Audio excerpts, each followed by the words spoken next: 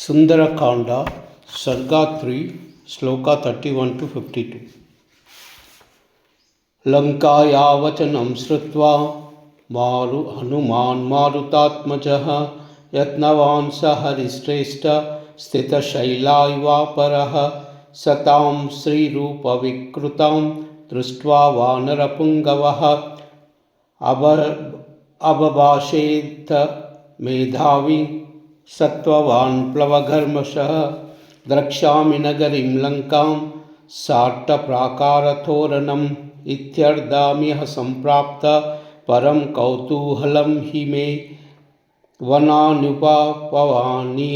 లంకాయా కానని చ సర్వతో గృహముఖ్యాని ద్రష్టుమాగనం హి మే తస్య త్వవచనం శ్రుత్వా లంకా సా కామరూపిణి భూయా ఏవా పునర్వాక్యం బభాషే పరుషాక్షరం మామనీజ్య దుర్భిక్షే రాక్షసేశ్వర పాలితం న శక్యా మధ్యతే ద్రష్టుం పురీయం వానరాధమా తతః స కపిశార్దూలాస్తాముచా నిశాచరీం దృష్ట్వా మిమాం భద్రే పునర్యాసే యదాగతం తతా కృత్వా మహానాదం సా వై లంకా భయావహం తలేన వానరశ్రేష్టం తాడయామాస వేగిత తతః స కపీశార్దూలో లంకాయా తాడితో భృశం సనాదాసు మహానాదం వీర్యవాన్ పవనాత్మజః తతః సంవర్తయామాస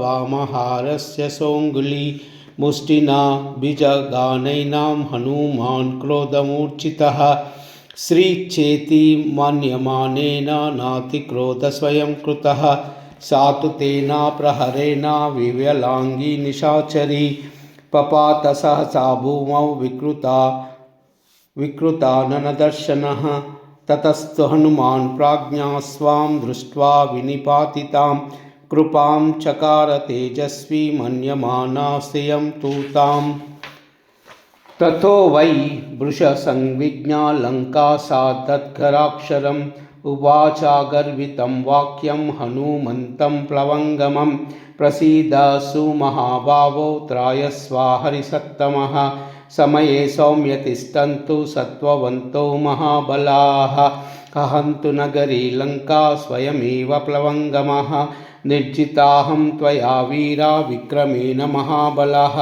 ఇదంతు తద్యం శృణు వై బ్రువంత మే హరీశ్వర స్వయంభువా పురా దత్తం వరదానం యథా మమ యదా త్వాం వానర కశ్చిద్ విక్రమామశ్యమానయేత్ తదా త్వయా హి విజ్ఞేహం రాక్షసం భయమాగతం సహి మే సమయ సౌమ్య ప్రాప్యదో తవ దర్శనాత్ స్వయంభూ విహితా సత్వో న తస్యాతి వ్యతిక్రమః స్థితా నిమిత్తం రాజ్ఞాస్తు రావణస్య దురాత్మనః రాక్షసాం చైవ సర్వేషాం వినాశా సముపాగతః తత్ప్రవిశ్య రిశ్రేష్టా పురీం రావణపాలితాం విదస్వ సర్వకార్యాణి యాని యాని హవాంఛసి ప్రవిష్టా శాపోపహతాం హరీశ్వర శుభాం పురీం రాక్షస ముఖ్యపాలితాం యదృచ్ఛ్యా త్వం జనకాత్మజం సతీ విమార్గ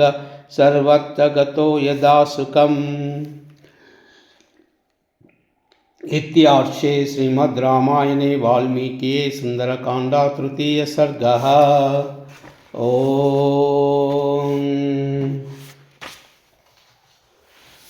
లంక చెప్పిన మాటలు విని వాయునందనుడగు హనుమంతుడు యుద్ధమునకు సిద్ధపడి వేరొక పర్వతమా అన్నట్లు నిశ్చలుడై నిలిచెను. బుద్ధిమంతుడు బలవంతుడగు హనుమంతుడు స్త్రీ రూపముతో వికృతంగానున్న ఆమెను చూచి ఇట్లు పలికెను.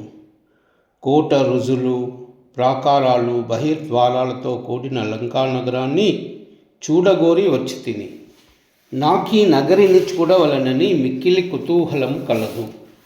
లంకలోని వనాలు ఉపవనములు అడవులు ప్రధానములగు ఇండ్లు చూచుటకే వచ్చి తిని అతడు పలికిన ఆ మాట విని కామరూపిణి యగు లంక మరల ఇట్లు కఠినోక్తులు పలికెను. ఓ దుర్బుద్ధి వగు నీచ వానరుడా, నన్ను ఓడింపకే. రాక్షసరాజగు రావణుడు పాలించు ఈ లంకా నగరమును నువ్వు చూడలేవు జ అనెను.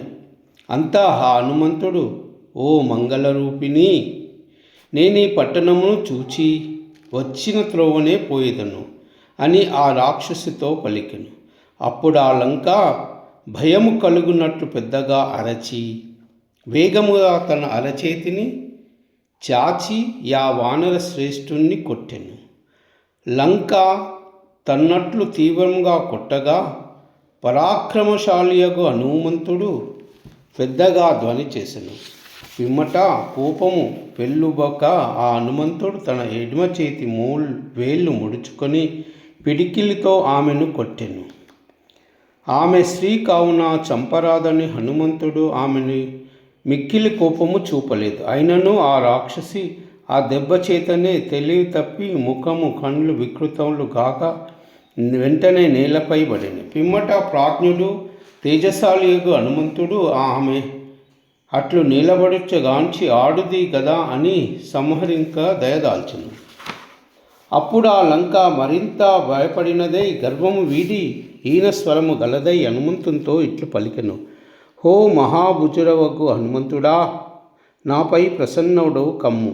కపిశ్రేష్ఠుడా, నన్ను కాపాడుము. సౌమ్యుడా, ధీరులు మహాబలులు స్త్రీలను చంపరాదను నియమం పాటింతురు. ఓ వానరుడా, నీ కగుపడు ఈ లంకాపురిని నేనే. వీరుడవు మహాబలవడుగు నీవు పరాక్రమముచే నన్ను జయించితివి. ఓ వానరేశ్వర, పూర్వము నాకు బ్రహ్మ వరం ఇచ్చినాడు.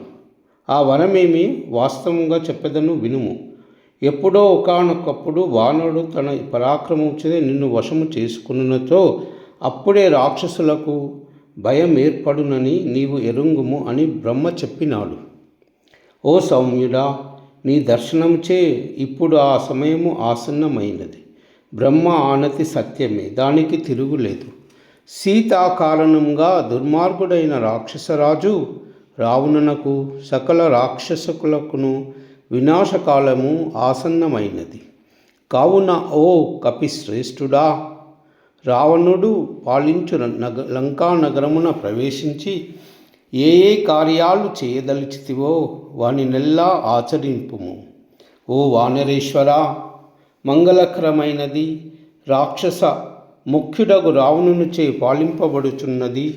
ఇట్లు శాపముచే బలహీనపడినది అగు లంకలో ప్రవేశించి సుఖముగా నెల్లెడలా తిరుగుచు సాధ్వి అగు సీతాదేవిని వెతుకుము అని లంక హనుమంతునితో పలికెను.